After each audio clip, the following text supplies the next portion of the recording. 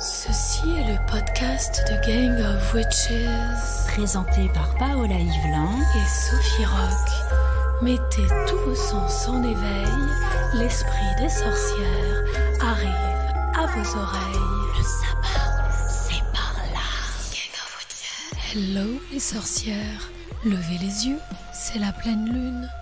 Aujourd'hui, c'est l'arcane du pape qui nous guide sur le chemin étoilé de la connaissance de soi.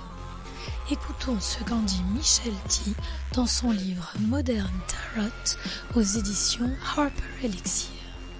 Le pape représente un chef spirituel, quelqu'un qui est instruit dans une tradition particulière et qui agit pour transmettre ce savoir aux autres.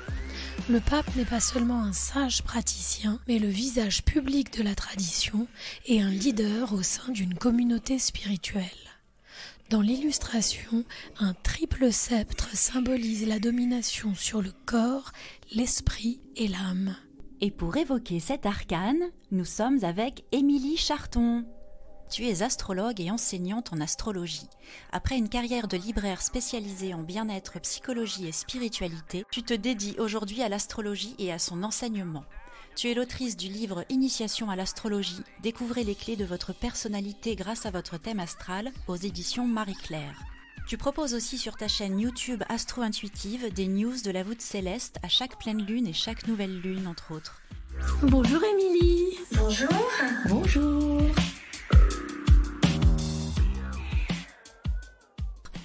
Bienvenue parmi nous, merci d'avoir accepté notre invitation. Est-ce que tu peux nous dire un peu à quand remonte l'astrologie ? Alors c'est vrai que l'histoire de l'astrologie, elle est très dense. Déjà ce que je voulais dire, c'est que aujourd'hui en fait, comme on pratique l'astrologie, on a un outil qui reflète une succession de périodes historiques et une succession de civilisations. Vous retrouvez dans l'outil astrologique qu'on utilise aujourd'hui des apports de la Mésopotamie, des apports de la Grèce antique, de la Rome antique, des apports de la Renaissance, du siècle des Lumières et de la psychologie. Et tout ça en fait, c'est comme un vestige archéologique et tout ça, c'est on va dire, empilé au fil du temps. Donc c'est vrai qu'on a un outil qui est presque un témoin du temps. Donc ça, c'est assez fascinant. Donc l'astrologie, elle apparaît pour la première fois chez les Mésopotamiens. On est en moins 3500 avant Jésus-Christ. Et en fait, ça coïncide avec l'apparition de l'écriture. Donc dès qu'on a eu des traces écrites, on a retrouvé des traces astrologiques. C'est fou. Et vraisemblablement, l'astrologie peut-être existait déjà avant parce que elle représente le souhait de se relier au cosmos, au divin et de sentir que l'homme a une place qui fait sens dans l'environnement dans lequel il est et puis qu'il ne le maîtrise pas vraiment.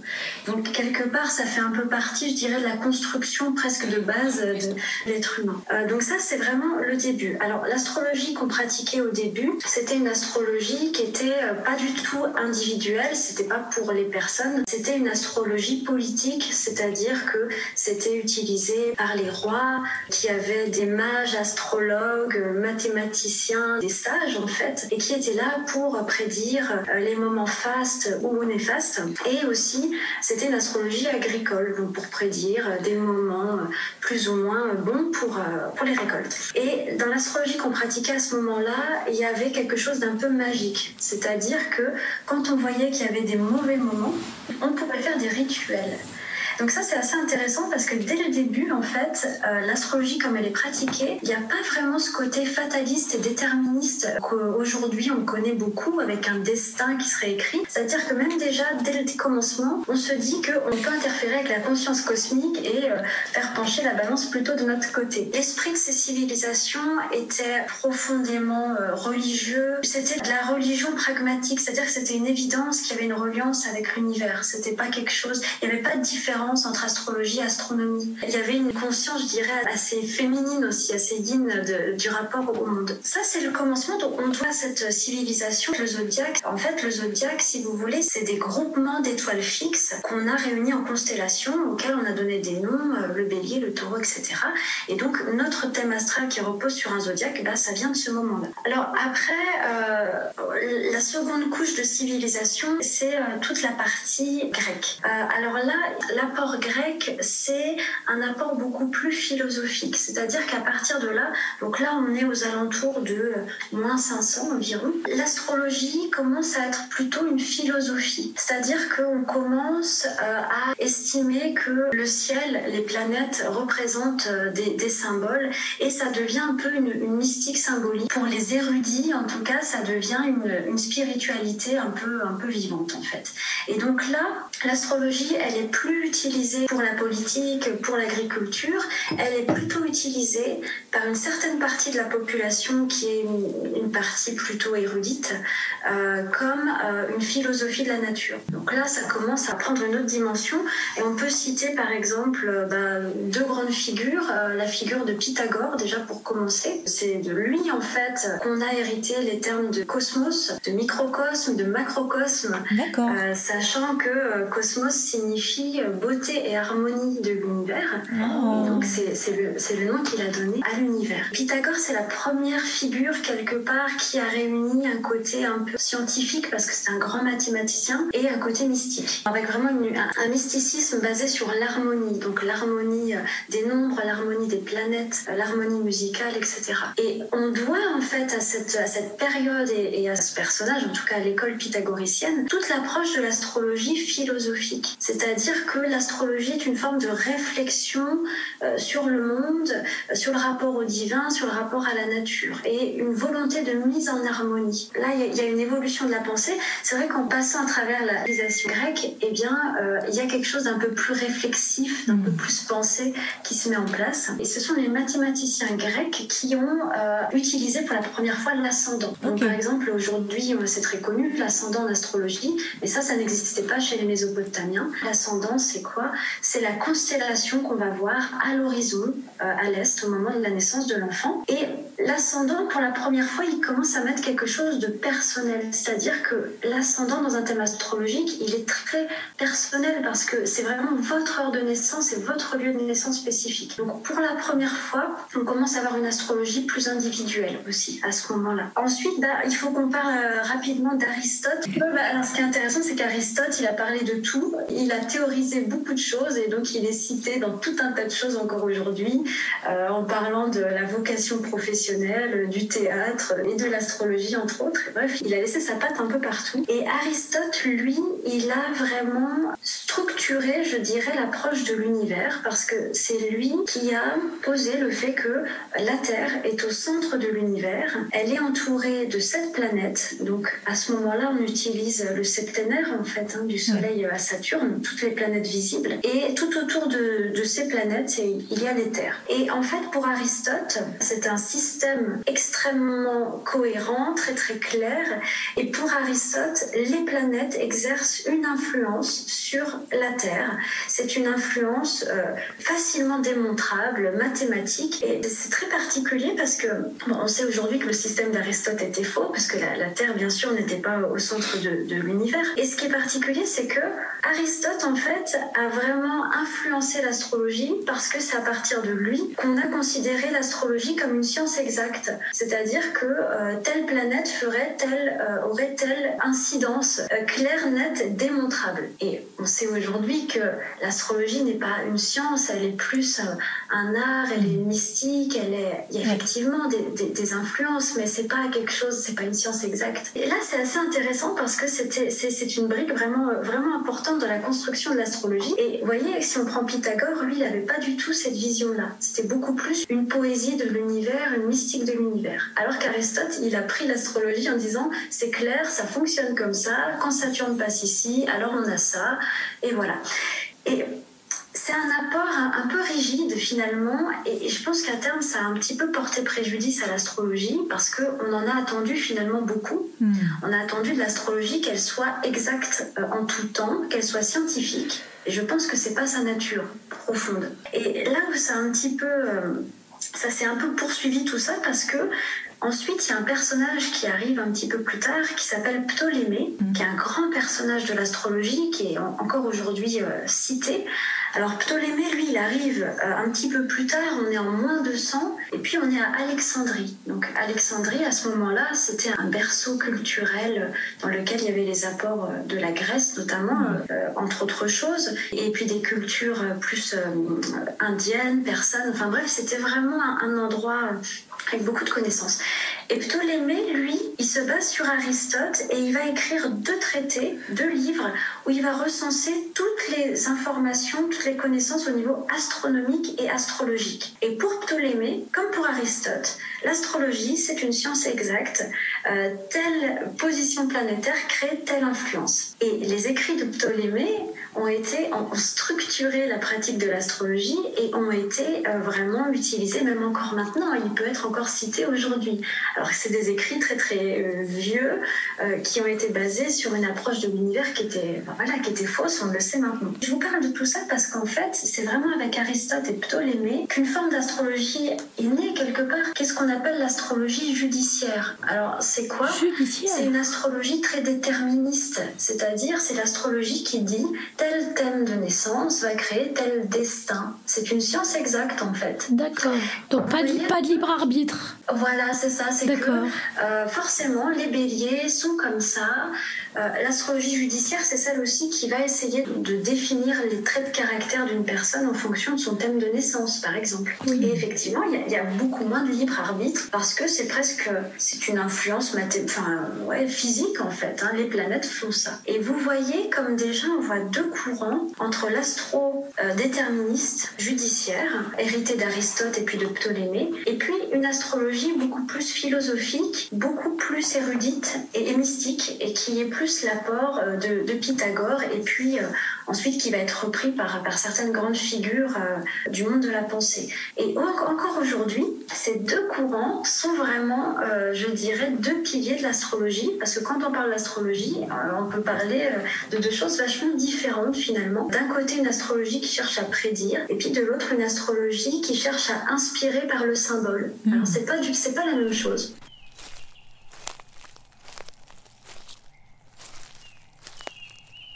Marilyn Brent-Tegani nous guide sur le chemin des plantes médicinales.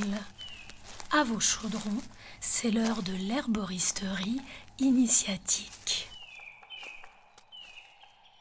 Aujourd'hui, je vous invite à entrer sur le chemin initiatique du laurier noble, Laurus nobilis, symbole d'immortalité et de victoire. Originaire d'Asie mineure, le laurier noble, arbre au feuillage persistant, mais qui craint les grands froids, s'est largement établi sur le pourtour méditerranéen, de la Grèce à l'Espagne, en passant par le midi de la France. Cet arbre atteint 6 à 8 mètres, il possède un tronc court, la racine est épaisse, traçante et drageonnante, ce qui lui permet de se diviser et d'avoir un aspect buissonnant. Apollon, dieu de la musique et de la transformation, couronnait de laurier la tête des héros, des génies et des sages. Celui qui passe son baccalauréat, avec succès, du latin bacca lauri, signifiant baie de laurier, mérite des louanges, dont laurus est étymologiquement la racine. Le vocable laurus dans la Rome antique possède des similitudes avec aurum, l'or, traditionnellement en affinité avec l'astre solaire. Présent dans la Grèce antique, 8 siècles avant notre ère, à Delphi, le siège de l'oracle d'Apollon, le laurier participait au rite de la Pythie qui entrait en transe par le crépitement et la fumée des rameaux. Les prêtres mâchaient des feuilles pour établir la communication avec les dieux. Ils dormaient sur des couches faites de brindilles de laurier, afin que leurs rêves deviennent prémonitoires. Les Athéniens comptaient vaincre tous les maléfices en se promenant simplement avec un bâton de laurier. Pour Hildegard de Bingen, le laurier est chaud et sec, propre à l'usage de la médecine, il est l'image de la constance. Rien de tel pour, je cite, tonifier l'estomac sans lui faire de mal et le purifier de toute saleté. C'est un excellent antalgique qu'elle préconise de la goutte au rhumatisme en passant par les céphalées et autres douleurs quotidiennes. Les vertus antiputrides et purificatrices des feuilles de laurier ont bien été mises à profit par les médecins du Moyen-Âge qui les utilisaient contre les coliques et pour nettoyer la matrice. Son huile essentielle contient plus de 270 composants connus, 36% d'oxyde monoterpénique sous la forme de cinéole. Kiné, le mouvement, et Éole, le dieu du vent, puissamment actif sur la fonction respiratoire. Son action est mucolytique, expectorante, antiseptique, bactéricide et virucide. Le laurier possède surtout une action de terrain, mais se révèle excellent en association dans les pathologies infectieuses aiguës. En cas de ganglion gonflé, appliquez l'huile essentielle directement sur la zone à traiter. Les maîtres mots des anciens pour caractériser les vertus du laurier sont toniques ou excitants. Ses propriétés stomachiques, carminatives, diurétiques, sudorifiques, antispasmodiques et emménagogues ne peuvent se réaliser que dans le cas où les organes qui en reçoivent l'action sont dans un état de relâchement. Il traite les douleurs articulaires et musculaires et enlève les tensions, les spasmes au niveau du plexus solaire, les raideurs dans le corps. Il active la lymphe et la circulation du sang. Il est anticoagulant. Il a la capacité à rendre plus sereins ceux qui doutent, englués dans des questionnements nombreux, fragilisés par les discours parasites de leur entourage. Gardien de l'intégrité du territoire, son huile essentielle est recommandée dans les maladies auto-immunes. L'huile essentielle de laurier est plus dans le faire que dans le ressentir. C'est l'huile du chevalier en mission. Les cavaliers s'en servent pour protéger les sabots de leur cheval. L'arbre dans son entier est pénétré par une huile essentielle, mais seules les baies et les feuilles sont utilisées en thérapeutique. Il ne révèle ses fragrances qu'au froissement de ses feuilles. Il se conserve longtemps et son bois est imputrescible. Le laurier semble marquer au stade végétal la force contenue, nécessaire au charisme des grands chefs qui, loin des gourous dictant leur vérité, marchent tranquillement dans la plénitude de leurs convictions, menant ceux qui les reconnaissent vers la félicité de l'épanouissement personnel. À très faible dose, il aide à quitter l'orgueil pour nous rendre plus humbles. Il apaise les psychoses, les phobies, les peurs et les angoisses en général. Il aide à dépasser les limites et rend l'inaccessible accessible. En tisane, teinture mère, onguent et bien sûr en huile essentielle, le laurier très équilibrant est rarement utilisé seul et s'associe facilement. Les conifères comme le pin, les sapins, les genévriers, les cèdres aux essences plus primitives lui adjoignent leur puissance en profondeur. En massage, cette huile à la fraîcheur camphrée équilibre les deux ovaires, les reins, la thyroïde et les oreilles. Elle crée un mouvement ascensionnel du chakra sacré vers le ciel. Elle favorise l'écoute et le respect de la sensibilité de l'autre. Elle permet de s'ouvrir à une relation avec un partenaire qui a la même résonance vibratoire. En couple aromatique avec la camomille romaine, le laurier noble élève et aide à incarner sa puissance et la noblesse du cœur jusqu'à la réalisation d'un amour spirituel. Deux essences dotées d'une grande finesse et de pureté d'esprit.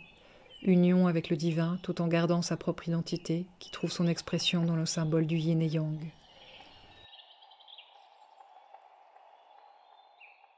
Are you ready for the next discovery?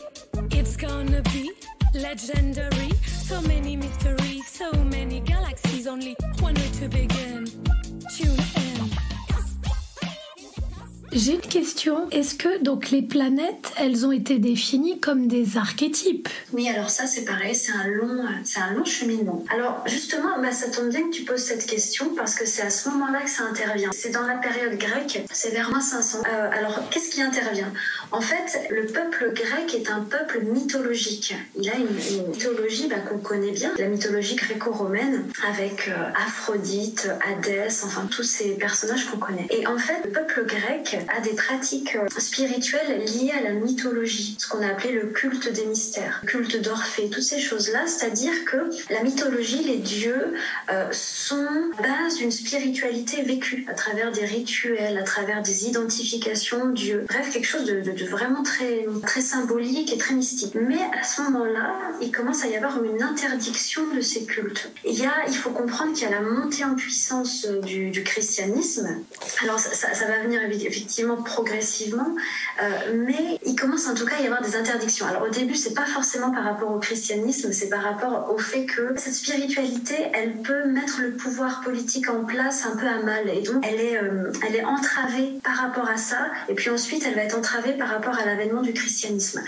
Et donc tout ce peuple-là qui ne peut plus vraiment honorer les dieux comme ils le veulent, eh bien ça va amener une mutation qui est que on va donner aux planètes du septénaire les noms des dieux de la mythologie. L'étoile du matin, on va commencer à l'appeler Aphrodite, qui deviendra Vénus. Donc c'est à ce moment-là qu'en fait, on va donner, c'est ce que je viens de dire, les noms des dieux aux planètes, et donc on va pouvoir quelque part continuer le culte des dieux à travers ça. L'air de rien. Et effectivement, donc c'est là que les planètes deviennent quelque part des archétypes mythologiques. Et du coup, pour savoir un petit peu ce qui se passe dans le ciel pour une personne particulière, on regarde donc à un instant T la Lune, le Soleil, Mercure, Vénus et Mars. Alors, pour savoir ce qui se passe à un moment donné pour une personne, on utilise une technique qu'on appelle les transits astrologiques. C'est-à-dire qu'on va regarder où sont les planètes aujourd'hui dans le ciel et comment elles viennent toucher la structure natale d'une personne. Et effectivement, la structure natale d'une personne, c'est le Soleil, la Lune, Mercure, Vénus et Mars et l'ascendant, qui représentent toutes des choses différentes d'une personne en fait. Le Soleil est au centre du système solaire. C'est pas une planète, c'est une étoile. Donc le Soleil, dans le thème de naissance, il est très particulier. Le Soleil, pour moi, représente l'énergie d'âme d'une personne et ce qu'elle est venue rayonner, ce qu'elle est venue accomplir. C'est un peu en lien, je dirais, avec son but de vie et avec ce qui va donner du sens et ce qu'elle est venue réaliser. Donc, le signe du Soleil, il peut être extrêmement inspirant pour une personne pour qu'elle s'aligne avec quelque chose qu'elle a à accomplir ou quelque chose qu'elle a à comprendre. C'est une énergie, c'est le soi profond, on va dire ça comme ça. L'ascendant représente pour moi une stratégie d'adaptation au monde, c'est-à-dire comment une personne va se montrer aux autres, comment elle va, quand elle a un défi, comment elle va s'y prendre pour relever ce défi, pour se protéger aussi par rapport au monde. Si vous voulez, c'est l'adaptation de cette âme avec le monde en fait, avec les autres. Et on peut faire aussi un parallèle avec la psychanalyse. On peut dire que le soleil est un peu le moi, la lune l'inconscient, enfin le ça peut-être, et l'ascendant peut-être le surmoi. Oui, il y a un peu de ça. Alors c'est vrai que l'ascendant, on l'a pas mal comparé au persona. Si on prend un peu la théorie jungienne par exemple, le soleil serait le soi. C'est l'essence de l'être. L'ascendant serait le persona, c'est-à-dire c'est l'ego, c'est le compagnon humain que l'âme a choisi et c'est à travers ce persona que l'âme doit se manifester. Et effectivement, la lune est liée, on pourrait le lier au ça, dans le sens où c'est une partie de soi beaucoup plus pulsionnelle, beaucoup plus immature aussi. On peut l'associer, si on reprend un peu la théorie jungienne, à l'enfant intérieur. Je trouve que la lune, c'est vraiment quelque chose c'est les automatismes, c'est ce qui me fait du bien pour aller bien, c'est ce qui m'est très naturel. Et effectivement, ces trois éléments, soleil, ascendant, lune, vont fonder une triade astrologique. Vous allez avoir 3 signes du zodiaque, des fois 2 s'ils sont dans le même signe, mais qui vont être un peu les structures psychiques de la personne. Et est-ce qu'on peut te demander, en te donnant notre soleil, notre lune et notre ascendant en 3-4 mots, qui sommes-nous? Tu commences, Chaton? Alors moi, je suis Gémeaux, ascendant Balance, avec une lune en Poisson. Alors un soleil Gémeaux, il a pour but de récolter de l'information et de la transmettre. D'ailleurs, ça me fait rire parce que très souvent, quand je suis interviewée, c'est par des Gémeaux. Voilà, il y a un but d'apporter de l'information au monde et de faire rayonner de l'information et d'ouvrir les esprits. Alors c'est un but déjà personnel pour la personne, d'ouvrir son monde à plein de choses et en même temps ça peut être un but par rapport aux autres. L'ascendant, c'est comment tu t'adaptes au monde. Ça veut dire qu'avec un ascendant Balance, tu vas cultiver ton sens relationnel, ton sens de l'harmonie, de la concorde, même de la douceur pour t'adapter au monde, pour faire que tes relations soient plutôt agréables. Et c'est vraiment aussi de se dire, je vais travailler en collaboration, je vais créer des liens harmonieux parce que ça va me faciliter mon intégration dans le monde. Donc l'ascendant Balance, il cherche la coopération, il va dénouer les conflits possibles en essayant de coopérer. Et puis la lune en Poisson, ça c'est le fond de toi. Et là, moi, ça montre un fond sensible, mystique, spirituel, ouvert à plein d'impressions, connecté, je dirais aussi, intuitif. Bah écoute, c'est ça. Ça te parle? Bah oui. Là, ce qu'on vient de faire, c'est de l'astrologie entre guillemets judiciaire, c'est-à-dire qu'à partir de ça, je définis certains traits de caractère. Et si on faisait de l'astrologie philosophique, je te dirais, réfléchis à ce signe des Gémeaux et comment ce symbole, tu peux le vivre encore plus. Comment tu peux encore plus être dans ce symbole. Et ce signe des Poissons, qu'est-ce qui t'inspire? Vous voyez un peu? Oui. Et ça, moi, j'adore faire ça parce que je trouve que les symboles, c'est sans fin. C'est puissant. On peut réfléchir à soi. Alors moi, c'est assez différent. Moi, je suis Bélier, ascendant Scorpion, avec la Lune en Sagittaire. Ah oui, alors c'est pas du tout les mêmes stratégies, les mêmes manières. Alors toi qui as un soleil bélier, ton but de vie, c'est d'initier quelque chose et surtout d'avancer dans ton chemin par tes propres forces. Tu peux être confronté à des manques de coopération des autres ou des difficultés, vraiment des choses, tu te dis waouh, c'est la galère, mais parce que le but c'est que ton âme expérimente son autonomie et son courage en fait. Tu vois? Tout à fait. Et c'est aussi un but de vie de positionnement. Si vous prenez le glyphe, le symbole du bélier, c'est un symbole qui se positionne, qui tranche. Et qui ressemble à un utérus. Alors, ton ascendant Scorpion, il te dit que tu t'adaptes au monde en développant une approche assez psychologique, où tu vas chercher à comprendre ce qui se cache. Alors, ce qui se cache, c'est pour ça que je parle de psychologie, c'est-à-dire tout ce qu'on ne voit pas. Oui. Ça peut être essayer de comprendre en profondeur la personne que tu as en face de toi, mais aussi l'environnement dans lequel tu es. Donc, il y a l'ascendant Scorpion, il peut avoir une forme un peu de méfiance ou de retrait parce qu'il cherche à scruter et à comprendre en profondeur là où il est. Oui. Il cherche à récolter toutes les informations invisibles. Il cherche à approfondir, à aller là où c'est pas visible pour comprendre en profondeur quelque chose. Oui. Et puis alors ta lune Sagittaire montre un fond particulièrement enthousiaste, facilement exalté, je dirais, notamment par des connaissances qui peuvent être spirituelles. Oui. Un côté aussi qui peut être leader, mais un peu différemment du bélier, parce que la lune Sagittaire, elle a un côté très camarade, elle aime rassembler, elle aime trouver des choses inspirantes et partager aux autres ce qui peut être inspirant. Et puis un besoin toujours d'autonomie et d'expansion, c'est-à-dire qu'il y a un besoin toujours que ça bouge. La routine, tout ce qui est trop petit, c'est un peu compliqué.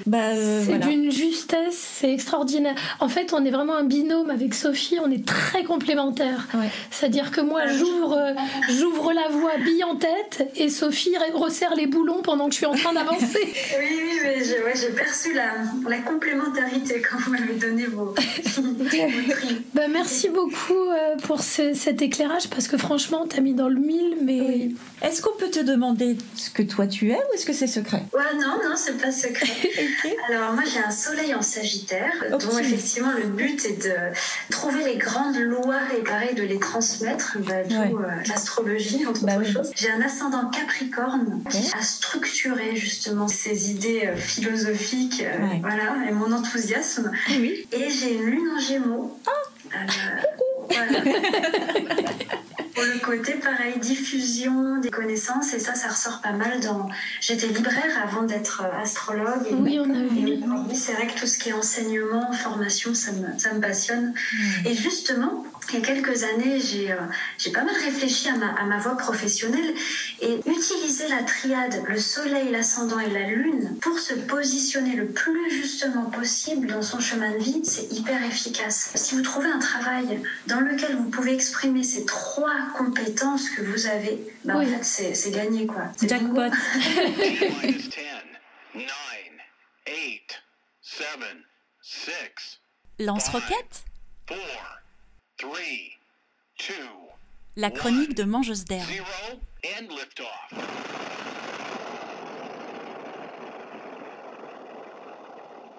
Je suis mangeuse d'herbe et je vous souhaite la bienvenue dans la chronique Lance-roquette, 5 minutes de réflexion épicée pour vous sensibiliser à la cause animale et vous initier au véganisme. On parlera de réenchantement du monde vivant, de privilèges, de justice sociale, animale et climatique. Pour ce nouvel épisode, on va aborder la question de la spiritualité et des animaux comme source de nourriture. Un sujet parfois déroutant tant on y trouve d'incohérences. Dans un monde mondialisé où tout doit être adapté à chacun, la perte de sens dans les pratiques spirituelles est courante. Du yoga devenu gymnastique, occidentalisé et blanchisé, accompagné d'une belle entrecôte, on entend beaucoup parler d'une alimentation intuitive ou manger des animaux en pleine conscience, ce serait ok.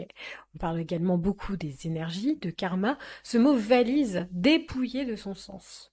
Jamais la spiritualité est devenue tant accessible, également à des populations qui ont par le passé dédaigné ces pratiques très souvent autochtones. La question animale vient poser, à mon sens, le problème du matérialisme spirituel. Qu'est-ce que le matérialisme spirituel ?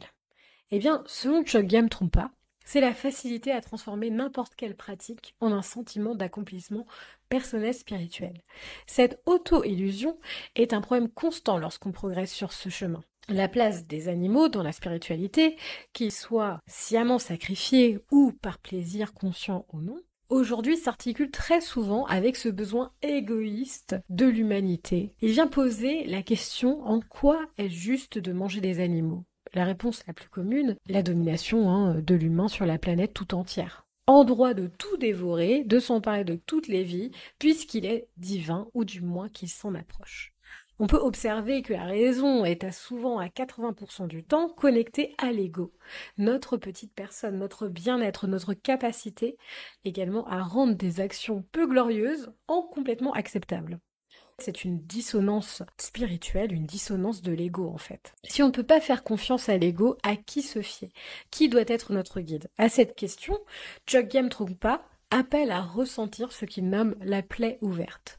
Se connecter à ce point sensible est votre meilleur guide spirituel. La fameuse ouverture que l'on recherche tant. Elle est douloureuse et c'est très bien comme ça. Au moins existe-t-il en nous un point qui soit accessible. Nous ne sommes pas entièrement cuirassés, nous avons un point sensible quelque part. Ce point sensible, c'est la compassion embryonnaire, la compassion en puissance. Au moins, y a-t-il en nous une brèche, une discordance de notre état social construit qui permet à la santé psychique de transparaître. Cet état social fait partie d'un monde qui peut partager deux conceptions de la création. Robin Wellkimmerer, une indigène naturaliste, explique que d'un côté, il y a ceux dont la relation a été façonnée par la femme du ciel, à l'origine d'un jardin destiné au bien commun, et de l'autre, ceux dont la relation au vivant a été empreinte par Ève, expulsée du jardin d'Éden pour n'avoir goûté le fruit défendu. Même espèce, même terre, mais des histoires différentes. Les cosmovisions forgent notre identité et notre vision du monde. Elles nous disent qui nous sommes, que nous voulions ou non, consciemment ou non, nous sommes façonnés par elles. De ces deux conceptions de la création, l'une conduit à l'inclusion du monde vivant et de l'autre à son exclusion. Nous ne pouvons évoluer avec notre spiritualité et nos convictions personnelles en ignorant le monde qui nous entoure et son évolution. Le temps de nos ancêtres qui prônaient une chasse éthique et des cérémonies respectueuses de l'environnement se heurte à d'autres réalités. Par exemple, la sentience. On est capable de considérer certains animaux, très souvent domestiqués, comme des membres de notre famille, mais d'en manger d'autres. Et ce n'est pas faute de percevoir leur individualité, leur personnalité, leurs émotions. On peut profondément penser que tout est énergie, mais le corps d'un animal mort pour nous nourrir, pour notre plaisir, car nous ne sommes pas en état de survie, c'est ok. Sans parler du fait que 96% des produits animaux qui nous sont proposés actuellement viennent d'une agriculture intensive, et que la dévoration de leur corps participe également à la fin de notre monde à tous. La conduite spirituelle de manger des animaux en conscience et de les remercier sincèrement convient d'un matérialisme spirituel à mon sens, qui nie la réalité et la souffrance de ces individus et de la terre. Robin Wellkimmerer soutient d'ailleurs que les buffles ont disparu, le monde a évolué, je ne peux plus rendre le saumon à sa rivière et à ses frayères. Depuis les origines, les autres espèces vivantes ont été le salut de l'espèce humaine, à notre tour d'être le leur. Coexistons, laissons-nous guider par la compassion, le feu de signalisation qui guide notre incarnation. More compassion, more meditation. Quiet the mind to hear your intuition. Just follow the meow. Be in the now.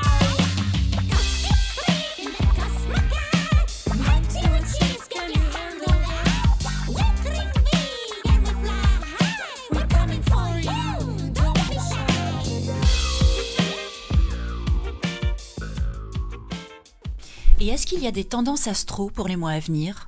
Alors, on arrive sur la fin d'un aspect vraiment difficile, qui est le carré entre Saturne en Verseau et Uranus en Taureau. En fait, quand on va décrire un ciel mondial, nous, on va se baser sur les planètes lentes. Et les planètes lentes, je trouve qu'elles expriment l'esprit du temps. Qu'est-ce que la société essaye de faire à un moment donné ? Alors, un carré en astro, c'est une tension entre deux planètes parce qu'elles essayent de faire des choses vraiment différentes. Saturne et Uranus, si vous les prenez dans la mythologie, ils sont pas du tout copains. Parce que c'est des histoires de chacun s'empêche l'autre d'exister, ils cherchent à se contrôler mutuellement. C'est vraiment une sinistre histoire mythologique. Et donc, pour nous, astrologiquement, c'est un peu compliqué.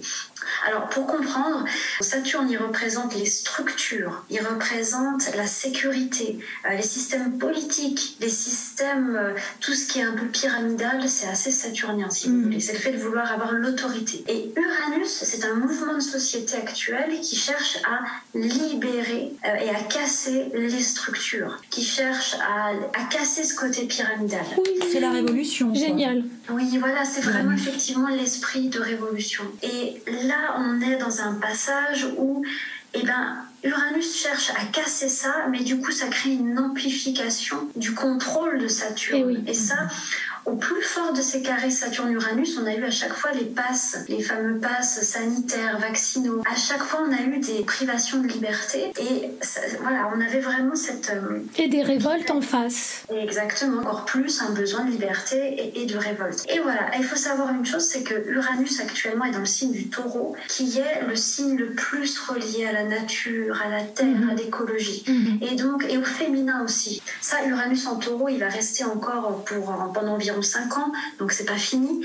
C'est un mouvement de révolte et de libération concernant la nature, concernant l'écologie et concernant le féminin. Et voilà, on sait que c'est lié parce que c'est ce que je voulais vous dire sur l'histoire de l'astro, mais parce que c'est tout lié.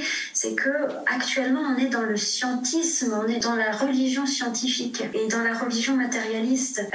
C'est un peu en train de changer parce qu'il y a un mouvement de physique. C'est les prémices. Oui, c'est les prémices, mais les scientifiques, certains commencent à changer, heureusement. Exactement. Je crois tout à fait que là, cette année 2022, avec la conjonction de Jupiter à Neptune et avec Uranus dans le signe des Taureaux, c'est un tournant. C'est-à-dire qu'on revient à une sacralisation de la nature et du monde. Parce qu'on a eu, depuis le siècle des Lumières, on a eu quand même une désacralisation progressive tellement de la nature. Et l'histoire de l'astrologie, le fait que l'astrologie est dénigrée, finalement c'est très intéressant, ça montre une désacralisation de la pensée intuitive, de la pensée mystique et de la réunion avec d'autres sphères que la matière. Donc c'est vraiment intéressant. Et qui va de pair avec l'exploitation de la nature, des femmes, des animaux et tout ça, quoi. C'est complètement relié, c'est tout à fait la même chose, effectivement. Et donc Uranus en Taureau, il y a des crises en fait qui arrivent, des crises écologiques, des crises économiques, parce qu'il y a quelque chose, il est temps de faire une mise à jour par rapport à ces valeurs-là. Et je crois effectivement que les valeurs féminines sont porteuses du sens sacré de la nature, du sens de la reliance entre les hommes et de la reliance avec une forme de transcendance. Et c'est ça qui resacralise le monde en fait. Donc on en est là, ça c'est encore assez long. Et là en 2022, on a cette magnifique conjonction de Jupiter et de Neptune dans le signe des Poissons. Je pense que c'est une des conjonctions les plus spirituelles qu'on puisse avoir. C'est deux planètes qui parlent d'humanisme, qui parlent de plus être dans des valeurs justement scientifiques, rationnelles, matérielles, mais dans des valeurs humaines, de partage, de spiritualité, d'ouverture. De communauté. Il y a de plus en plus de communautés qui se créent, enfin, ça fait vraiment plaisir, quoi. Complètement. C'est des valeurs de coopération, d'entraide. C'est comme si le Poisson, si vous voulez, c'est le dernier signe du zodiaque et il est inclusif. Il dit on est tous reliés. Et donc Jupiter, Neptune, c'est ça, c'est de dire on est tous reliés. On est tous... voilà. Donc là, on reçoit cette vague et je pense aussi que par rapport aux valeurs du féminin sacré, il y a quelque chose de ce goût-là. Il y a quelque chose qui revient. Encore une fois, c'est la proposition de l'univers des êtres humains. Et c'est à nous, finalement, de s'emparer de ces valeurs-là et de les faire vivre. Donc Jupiter et Neptune, c'est vraiment un moment pour redonner du sacré, je trouve, à sa vie. Au quotidien. Pour faire émerger ces valeurs du féminin. Qu'on soit un homme ou une femme. Parce que c'est pareil, il y a des femmes qui sont plus vraiment connectées, non plus plus à ses valeurs féminines. Donc c'est pas une histoire de genre finalement. Et voilà, et se remettre effectivement en lien. Donc ça c'est le cadeau de l'univers pour 2022 et ça vient adoucir un peu ce carré Saturne-Uranus qu'on a eu, qui est moins fort en 2022, mais qui sera quand même là encore jusqu'en décembre, hein, quand même. Ça se finira. C'est plutôt des nouvelles joyeuses quand même, je trouve, pour 2022. Bah ça bouge. C'est encourageant. Voilà. Bonjour, welcome back to Just the Good News Please with me, Joe Yule. And we start today in Illinois, the first city to offer reparations to black residents. In an extraordinarily commendable first step, families whose descendants experienced housing discrimination can receive $25,000. Under the Restorative Housing Programme, the first of the reparations initiatives, Evanston City Council has given an initial 16 qualifying black households $25,000 for home repairs, down payments or mortgage payments. In order to qualify, residents must either have lived in or be a direct descendant of a black person who lived in Evanston between 1919 to 1969 and suffered a form of discrimination related to housing because of city ordinances, policies, or practices. Next, an A Wearable Help button has been created to keep hospital workers safe. Healthcare employees face higher rates of violence than any other type of worker. Now, a wearable button that summons help is stopping attacks before they happen.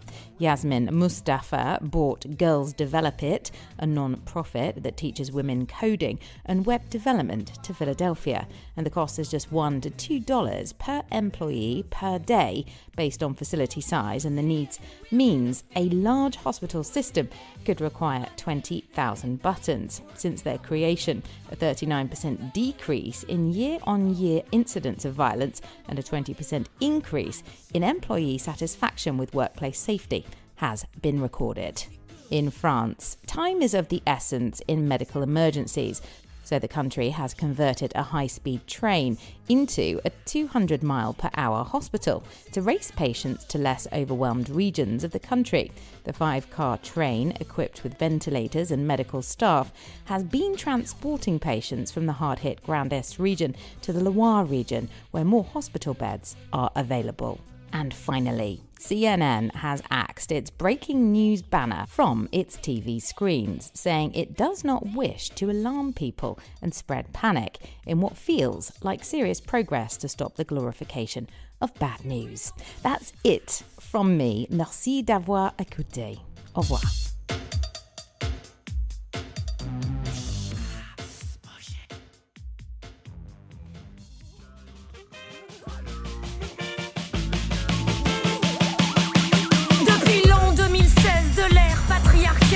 Gang de sorcières explore le système solaire. En quête d'alliés pour sauver la Terre, l'équipage guidé par fils d'une tonalité vient d'apercevoir Mars, la rouge, ça tombe bien, il faut que ça bouge. Y'en a marre de leur guerre, il est temps d'évoluer. On en a ras les ovaires, on va aller causer à l'autorité. On va leur expliquer que leur système a foiré et qu'ils vont dégager. Leur cupidité est tellement siècle dernier. C'est l'ère du verso potent, maintenant faut partager.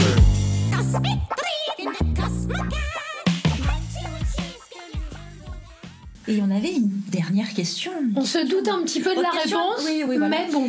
Est-ce que tu te sentirais pas un peu sorcière ? Oui, d'une certaine manière. Mais vous voyez, c'est intéressant parce qu'en tant qu'astrologue, je trouve qu'on porte vraiment on a écrit dans notre ADN d'astrologue, on a les stigmates de la persécution, de la persécution de l'astrologie au travers du temps. Vous voyez, l'astrologie, les astrologues, ils ont été, comme les sorcières, hein. Oui. C'est tout le même mouvement d'ailleurs. Hein. Ils ont été persécutés à plein d'endroits, et d'abord c'était par la religion catholique, beaucoup, et puis ensuite par la religion scientifique, et ça c'est actuel, et ça commence justement comme on dit, à s'adoucir. Mais voilà, et effectivement, je me sens en sororité par rapport à ces questions, et je sens que c'est vraiment fondamental de préserver ces valeurs de sacré et de mystère, en fait. Voilà. C'est vrai, quand je vais rencontrer l'astro, j'ai eu l'impression que d'un coup, tout était redonnancé. En fait, la base, j'étais plutôt dans une spiritualité de la nature, des solstices, des cycles. Païenne, quoi. Païenne, ouais, voilà, très fort. Et l'astrologie s'est mise dessus, mais elle s'est amalgamée, en fait. C'était la même chose. C'était tout cohérent. Oui. Je me demande quelque chose. Est-ce que tu crois que l'astrologie, justement, les astrologues ont été persécutés parce que c'est passé d'un outil politique à un outil d'empouvoirment personnel, et que c'est du coup ça qui a posé problème, peut-être? Ah, clairement. Oh, oui, clairement. Et d'ailleurs, il y a eu toute une période où les astrologues étaient persécutés. Ça, c'était c'était à Rome. Voilà, les astrologues avaient une place ambiguë. Donc, il y avait des édits contre les astrologues, mais au niveau du Sénat, ils utilisaient des astrologues. Donc, tu vois, voilà, t'as compris ça. Oui. T'as tout compris. Oui. Et oui, il y a ça. Et je crois aussi, par rapport à la religion catholique, quelque part, il y avait aussi cette histoire de dire il faut que tout le monde croie en cette religion, il n'y a pas d'autre Dieu. Et puis, il y a l'accès direct. Aussi, avec l'astrologie, t'as un accès direct. Tu passes pas par le prêtre, rien du tout, quoi. Tu vas pas acheter ta place au paradis, quoi. Je pense aussi, comme tu veux le souligner, que l'individualité, c'est dur, parce que quand tu es éveillé au niveau individuel, t'as vachement de mal à rentrer dans une religion. Oui, et puis t'es pas trop d'accord. Oui. Et donc tu perturbes l'ordre établi, quoi. Oui. En tout cas, ouais, c'est passionnant, vraiment, et c'est vrai que je sens un tournant, là. Oui, il y a quelque chose qui se passe. Je vois de plus en plus de communautés, de femmes. J'ai vu que maintenant, en France, ils proposent des HLM, mais en fait, ils donnent des fermes avec des terrains à cultiver. Mais ouais, j'ai vu ça, mais c'est génial pour justement ressusciter les villages. Et je pense qu'il va y avoir de plus en plus de personnes, parce que la ville, avec toutes les restrictions, ça devient quand même compliqué. Donc j'ai l'impression qu'il va y avoir un exode urbain, quoi. Ouais, c'est sûr. Tu vois. Ouais, c'est sûr. Puis avec Internet et le télétravail. Tu peux. Nous on fait toutes nos interviews par Zoom, ça se passe très bien. Avec le confinement, c'est devenu acceptable, donc c'est tout à fait possible, quoi. Écoute, merci beaucoup, Émilie, pour cet entretien passionnant. C'était un plaisir. Ouais. Et merci à vous. Merci à toi. Je vous embrasse. Moi aussi. Ciao, Émilie. Salut.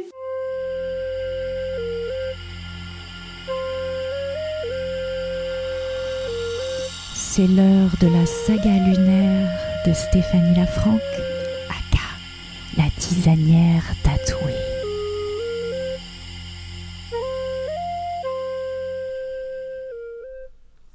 Guidance du mois lunaire qui s'ouvre à la super pleine lune du 13 juillet 2022 en Capricorne.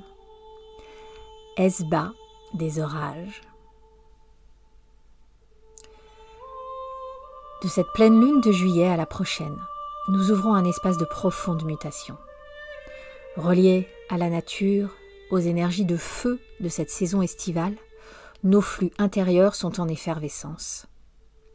Nous nous sentons exaltés, et ce sentiment est le miroir de l'activation de notre transformation.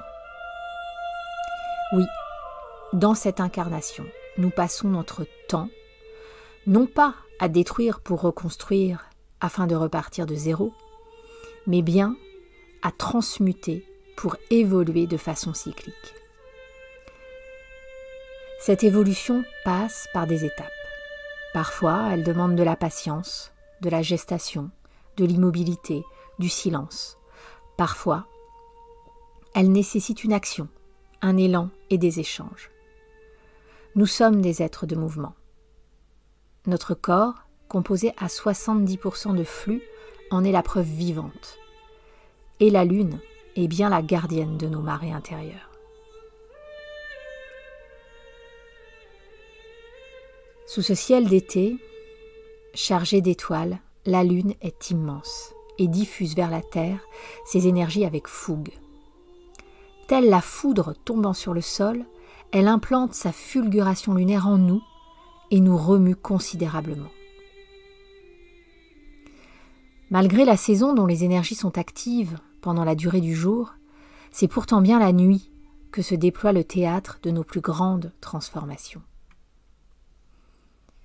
Nous décryptons, à la manière des chercheurs de trésors, la langue que parle notre corps en réaction à ces poussées de feu du ciel. Le champ de notre étude nous encourage à considérer ce qui nous arrive comme une tectonique des plaques intérieures. C'est par le frottement dynamique de nos structures que se révèlent nos besoins profonds. Ce qui nous demande donc d'être à l'écoute attentive de notre corps afin de comprendre les messages que ces réactions nous envoient. Nous vivons ainsi, à travers cette agitation, une remise en question de notre perception du monde et de nous-mêmes. Les grandes questions sur notre valeur, notre capacité à créer pour exister, à participer à l'évolution collective, soutiennent l'éveil de notre conscience, qui est actif sans relâche, comme vous l'aurez remarqué, depuis ces dernières années. L'ardeur de cette saison, qui est celle des partages et de la circulation des idées et des personnes, nous confronte à une véritable difficulté à échanger avec l'extérieur, à communiquer avec l'autre. Tant que cette dynamique intérieure de nos structures fera trembler notre être, tant que la transformation plutonienne qui nous pousse à regarder au fond de la Terre pour séparer l'ombre de la lumière ne seront pas terminées, nous serons en difficulté pour exprimer nos émois. Par conséquent, nous rencontrons une phase de refoulement des émotions, notamment de certaines peurs qui sont encore présentes et qu'il nous est difficile de nommer.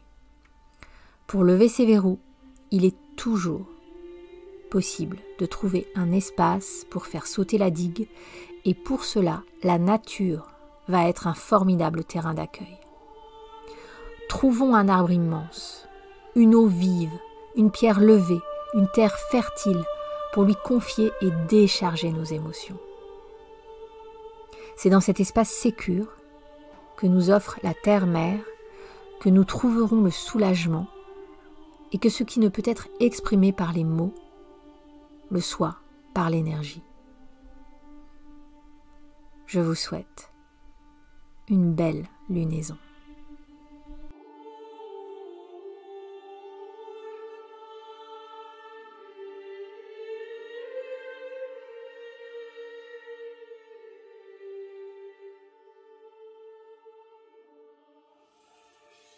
L'épisode que vous venez d'écouter est spécial puisqu'il ferme le cycle du podcast de Gang of Witches.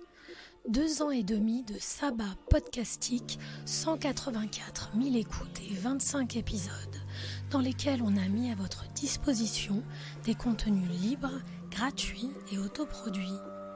On a abordé des sujets à la lisière de l'information mainstream pour comprendre les enjeux de la crise planétaire qu'on traverse. Écoféminisme, antiracisme, anti-homophobie. On a aussi perfectionné nos outils de résistance sous les houlettes respectives de Valérie Mito et Wendy Delorme, puis Sabrine Kasbaoui et enfin Paola et moi. 2 ans et demi que toutes les pleines lunes on vous retrouve avec des invitées puissantes dont Juliette Drouard, Starhawk, Nesrine Slaoui, Corinne Sombrin ou Laura Nsafou et j'en passe. Bon, super tout ça, mais il se passe quoi du coup ? Eh ben, il se passe que, comme on est des sorcières, on va continuer à changer de forme. Là, on prépare un sabbat artistique au Coven qui tournera autour de la figure de la grande déesse et donnera lieu à un court-métrage. Si vous souhaitez nous suivre dans cette nouvelle aventure, retrouvez-nous sur Instagram @GangOfWitches et sur notre site. Et à chaque pleine lune, levez les yeux et souvenez-vous qu'on est des guerrières de la lumière. On n'est certes pas parfaite, mais on est sincère et déterminée, c'est mieux. Et malgré nos différends et nos différences, on veut tous la même chose. Dégommer ce système hétéro-patriarcal, mortifère et fasciste et poser les bases d'un nouveau paradigme respectueux du vivant, inclusif, circulaire. C'est le moment de croire de toutes nos forces que ce changement est possible, obstinément, absolument. Et quand vous doutez, rappelez-vous qu'on est légion, on est déjà en train de changer le monde, on a retrouvé le chemin de notre puissance. Et elle était là tout du long. Plein de love sur vous, Witches, et surtout, prenez soin de vous. Together time, let's make a story time. Celebrate the female power, you have sisters everywhere. The goddess is back, just get on track. Celebrate the female power, you have sisters everywhere. The goddess is back, just get on track.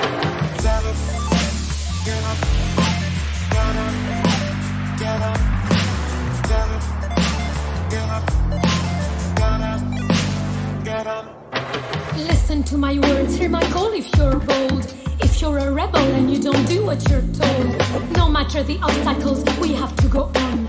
Too many changes still have to be done. Every woman counts, only unity will bring gender equality to change society. Let go of jealousy, of any rivalry. Choose solidarity, find your sorority. Derrière le mic, je vais l'effacer si je suis farceur. J'ai la rythmique métrique, une voix venue d'ailleurs. Pour servir mon propos, j'utilise tous mes atouts. Le combat féministe nous concerne tous. Mec, bon, dur, sois fort, pleure pas comme une fillette. À toi aussi, le patriarcat t'a baisé la tête. Serrons-nous les coudes, rassemblons les foules, retrouvons nos esprits avant que tout s'écroule. Celebrate the female power, you have sisters everywhere. The goddess is back, just get on track. Celebrate the female power, you have sisters everywhere. The goddess is back, just get on track. Celebrate the female power, you have sisters everywhere. The goddess is back, just get on